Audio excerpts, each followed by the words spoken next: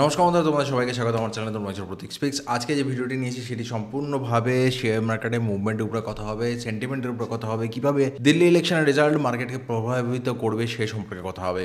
So let's start this video. যারা এই চ্যানেলে প্রথমবার এসে তাদেরকে বলে দিই, আমি শেয়ার মার্কেট এবং মিউচুয়াল ফান্ডের সম্পর্কে ভিডিও বানাই। যদি তোমাদের দেখে সেসব ধরনের ভিডিও পছন্দ হয় তো চ্যানেলটিকে সাবস্ক্রাইব করে রাখতে পারো। আজকে যে রেজাল্টটি এসছে যদি আমরা দেখি, আজকে যে রেজাল্ট এসে দিল্লি ইলেকশনে, তাতে বিজেপি ক্লিয়ারলি এখানে জিতে গেছে। দিল্লিতে মোটামুটি 70 সিটস থাকে, তার মধ্যে 40টাই বিজেপি পেয়েছে এবং কেজরিওয়াল নিজে তো হেরেছে এবং তার পার্টিও মেজরিটি আনতে পারেনি। এটা বিশাল বড় জিনিস, কারণ বিজেপি প্রায় 27 ইয়ার্স বাদে বিজেপি আসছে কেন্দ্রে। এতে কি হবে? এতে একটা পজিটিভ সেন্টিমেন্ট তৈরি হবে। দিল্লির জনতা যেটা চুজ করেছে যে কেজরিওয়াল অনেক হয়েছে এবং যে লিকার ঘোটালা হয়েছিল সেগুলোর পরে হয়তো সেন্টিমেন্ট তাদের নেগেটিভ হয়ে গেছিলো। আমি অতটা পলিটিক্যাল নই। বেশ কিছু কারাপশনের অ্যালিগেশন ছিল আপ গভর্নমেন্টের উপরে, সেখান থেকে জনতার একটা majority of public has decided to vote against Kejriwal. তো সেদিক থেকে দেখা গেছে যে এই মুহূর্তে বিজেপি সেন্ট্রালের ভেতরে যে সেন্টার রয়েছে, মানে দিল্লি ক্যাপিটাল রিজনে যেটা রয়েছে, সেখানে ন্যাশনাল ক্যাপিটাল রিজনের ভেতরে দিল্লিতে বিজেপির সরকার তৈরি হচ্ছে এবং চিফ মিনিস্টার এবার বিজেপির আসবে। এটা মার্কেটে কতটা এফেক্ট ফেলবে, এটা একটা বড় ঘটনা। কারণ এই জিনিসটা বুঝতে হবে যে কেজরিওয়াল যতবার ইলেকশন জিতেছে ততবার বেশ মার্জিনে জিতেছে। একবার 66 সিট জিতেছিল 70s মধ্যে, আর একবার 62-70 মধ্যে। তার মানে আমি বলতে পারি প্রায় 80-90% মার্কস পরীক্ষায় সে পেয়ে থাকে এবং তার যে নিজস্ব এজেন্ডা রয়েছে সেটা খুবই স্ট্রং এবং বিজেপির সাথে একেবারেই মিল নেই। ঠিক আছে, সেখানে তারই রাজ্যে সে 40 সিট বিজেপিকে দিয়ে দিয়েছে। এটা একটা বড় চেঞ্জ এবং এইটা মার্কেটে অবশ্যই রিফ্লেক্ট হবে।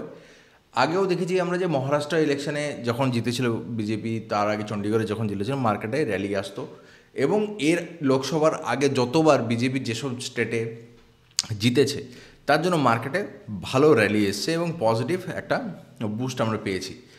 কিন্তু বিজেপি যদি হেরে যেত তাহলে কি মার্কেটে ক্র্যাশ হতো? না, কারণ বিজেপি ওরকমভাবে এক্সপেক্ট মার্কেটে কেউ রাখেনি আজকালকার দিনে যে বিজেপি ওখানে জিতে যাবে। ঠিক আছে, এটা কিন্তু একটা সারপ্রাইজের মতনই আসছে। অ্যাটলিস্ট লাস্ট 4 মাস ধরে যে প্রকার সেলিং হয়েছে তার মধ্যে নেগেটিভ সেন্টিমেন্টের পর নেগেটিভ সেন্টিমেন্ট কন্টিনিউয়াস চলছিল। সেখানে আমি লাস্ট একটা ভিডিও বানিয়েছিলাম, সেখানে আমি বলেছিলাম যে পজিটিভ সেন্টিমেন্ট মার্কেটকে চেঞ্জ করতে পারে, কারণ এফআইআইরা সেলিং কমাচ্ছে না, ওরা কন্টিনিউ করবে। শুধুমাত্র যদি ডিওয়াইওয়াই এফআইআইকে ওভারকাম করে বাইং শুরু করে, সেটাও চান্স কম, কারণ অত পাওয়ার নেই আমাদের ডোমেস্টিকের ভেতরে, কত আর কিনবে তারা। সেখানে একটা মোমেন্টাম চেঞ্জ শুধুমাত্র পজিটিভ সেন্টিমেন্টের দ্বারা হতে পারে। তো সেখানে আমরা দেখছি যে একটা ভালো পজিটিভ সেন্টিমেন্ট কয়েকদিন আগেই ফেব্রুয়ারি 1 তারিখে আমরা দেখতে পেরেছি যে 12 লাখ অবধি যে ছাড়ের কথা হয়েছিল ইনকাম ট্যাক্সের। আমি ইনকাম ট্যাক্সের এই ব্যাপারেও আমি বলেছিলাম আগের ভিডিওতে যে ইনকাম ট্যাক্সে যদি ভালো বাজেট না হয়, ভালো কিছু না হয়, তো মানুষের মানে সেদিকে ইন্টারেস্ট হবে না।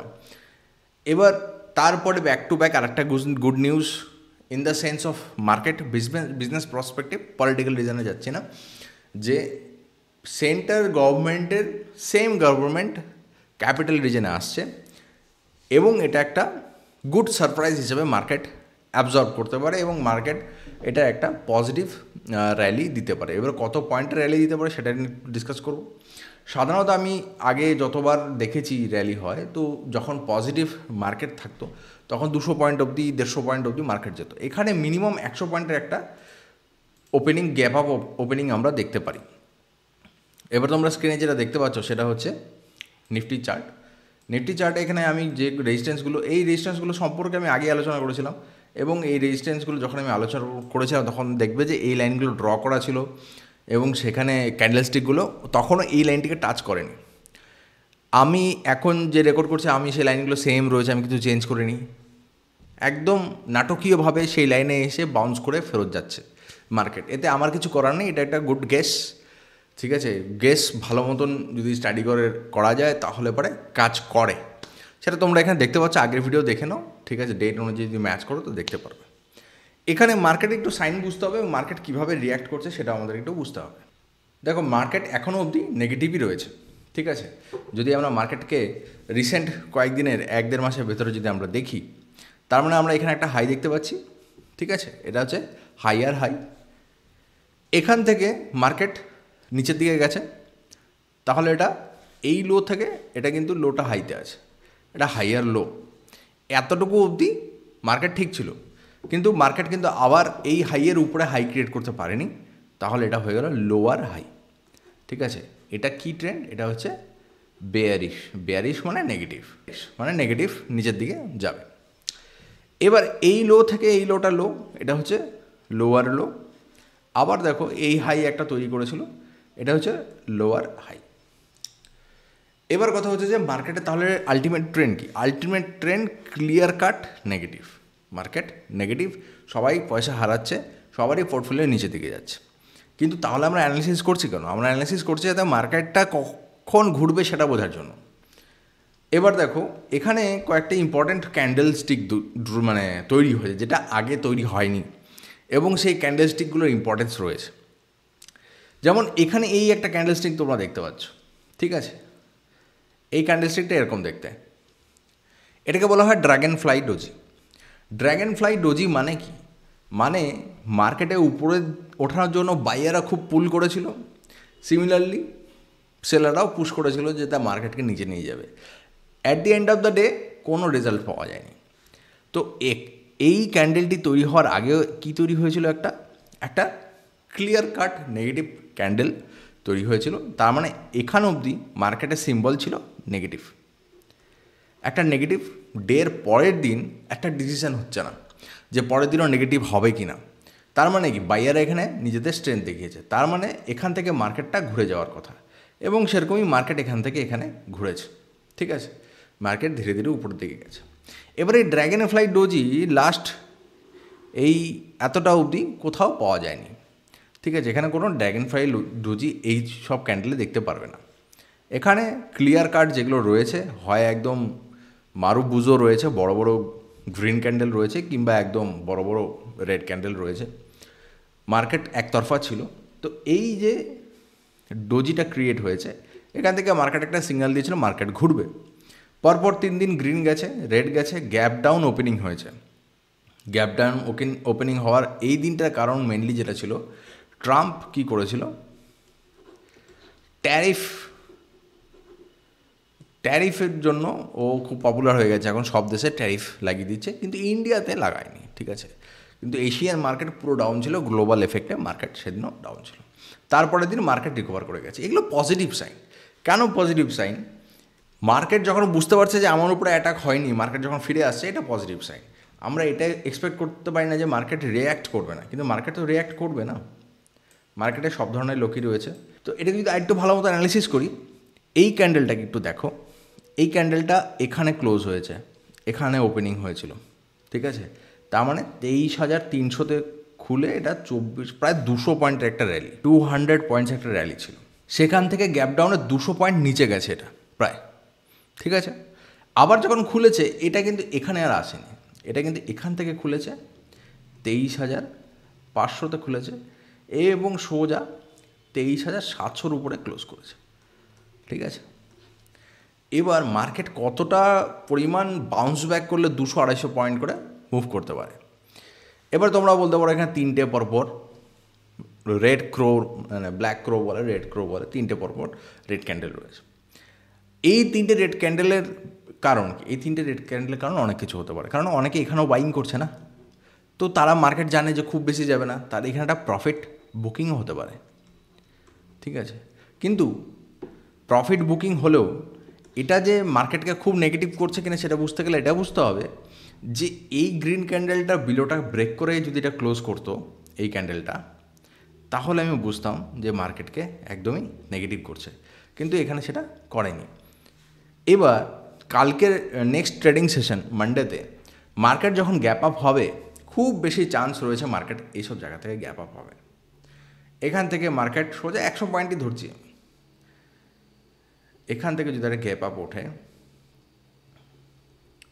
এরকম, তাহলে দেখো যদি একটা গ্রিন ক্যান্ডেল এখানে তৈরি করে, ঠিক আছে, এটা একটা পসিবিলিটি, এরকম হবেই, তা কেউ শিওর শর্ট বলতে পারবে না, কিন্তু একটা পসিবিলিটি।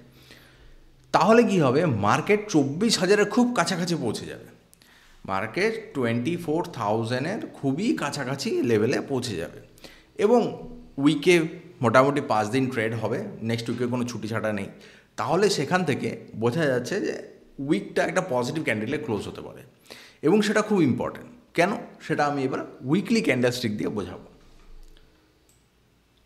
দেখো, আমি আগে একটা ভিডিও বানিয়েছিলাম যেখানে বলেছিলাম যে মার্কেটে তখনই রিভার্সাল আসবে যখন মার্কেট আগের হাইগুলোকে ব্রেক করবে।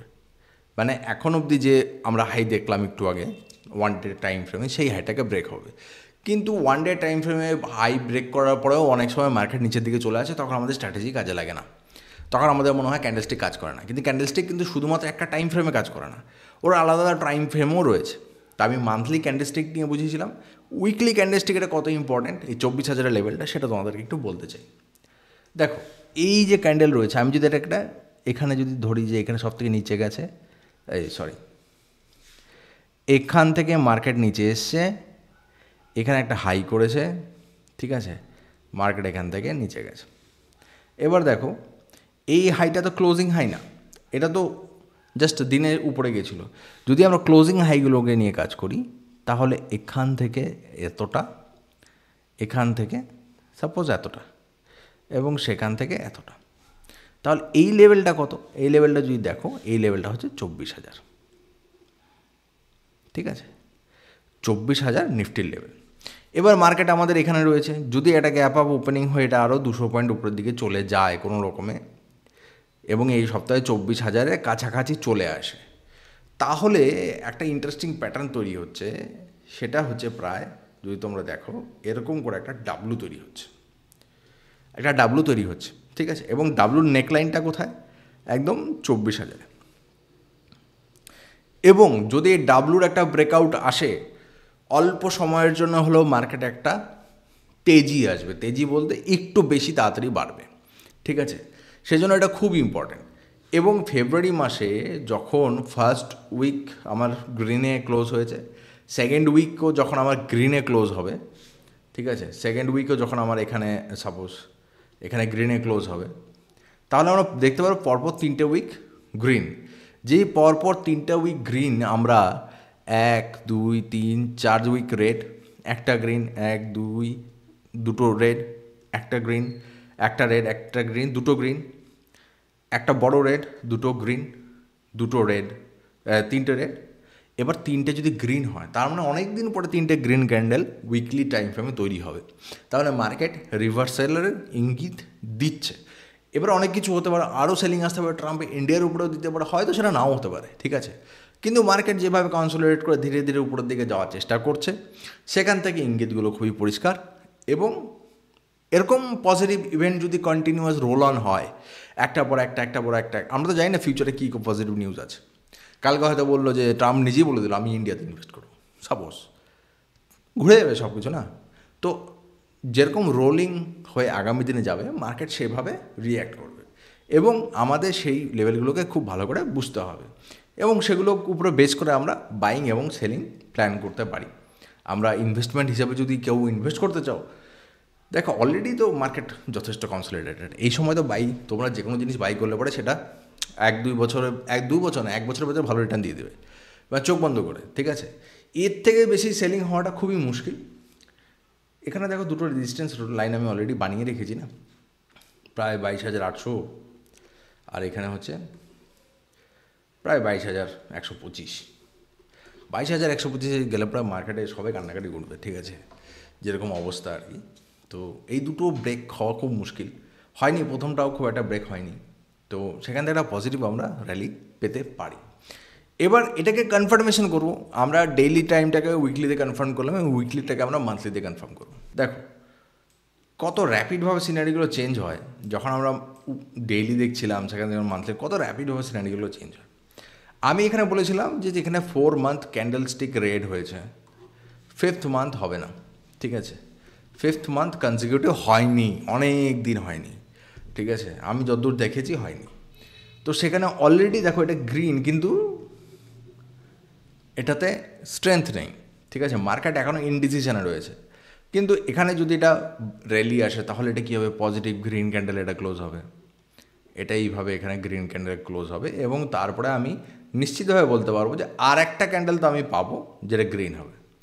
মানে মান্থলিতে আমি মান্থলি হিসাবে করবো না যে আরও 1 মাস, ফেব্রুয়ারি গ্রিন হলে পরে মার্চও গ্রিন হবে, কিছুটা হলেও গ্রিন হবে, তাহলে আমরা সেখানে দেখতে পাবো যে যদি 24,400-500 লেভেল আমরা মান্থলিতে মার্চের শেষে অবধি আমরা চলে যেতে পারি, 24,400 থেকে 500 লেভেল যদি চলে যেতে পারি, তার মানে এই লেভেলটা যখন আমরা চলে আসবো তখন আমরা একটা, দুটো, তিনটে রেড ক্যান্ডেলকে কেটে এই বড় যে বিশাল বড় সেলিংয়ের এটা দোরগোড়ায় থাকবো।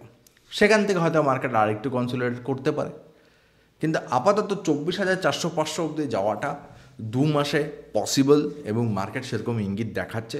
সেদিক থেকে দিল্লি ইলেকশানে বিজেপির জয় এবং সেখানে যেহেতু সেন্ট্রাল, আমার বিজেপির প্রতি কোনো স্পেশাল অ্যালিজিয়েন্স কিংবা কিছু নেই। যদি কংগ্রেস থাকতো সেন্ট্রালে, যদি কংগ্রেস জিততো তাহলে সেম জিনিস হতো। হ্যাঁ, এবার কিছু গভর্নমেন্ট বিজনেস ফ্রেন্ডলি হয়, কিছু গভর্নমেন্ট বিজনেস ফ্রেন্ডলি হয় না, সেটা নেচার অফ দ্য গভর্নমেন্ট এবং পলিটিক্যাল পার্টি রিজনস, তাদের এজেন্ডা পলিটিক্যাল, সেটা আলাদা ব্যাপার। কিন্তু এই মুহূর্তে যারা শুধুমাত্র টাকা কামানোর জন্য নিফটির দিকে তাকিয়ে রয়েছে, তারা একটা র্যালি, সাডেন র্যালি আশা করতে পারো, আসা উচিত।